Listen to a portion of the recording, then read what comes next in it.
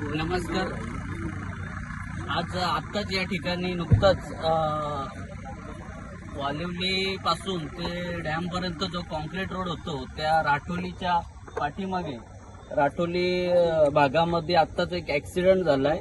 तर जस्ट जांभूल गावातील तरुण या ठिकाणून जाईत होता. कुठे चाललेला तू?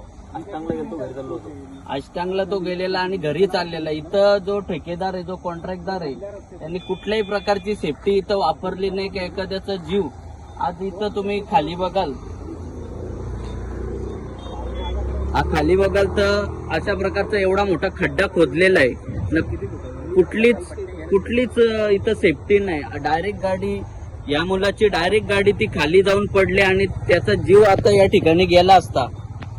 इथं कुठल्याही प्रकारचा माणूस या ठिकाणी नव्हता आणि आता इथे माणसं जेव्हा जमली त्याला बाहेर काढला, त्याचा जीव वाचलाय. पण या ठिकाणी बघाल तर आता हे सेफ्टी आता आम्ही स्वतः इथे लावलेले आहेत.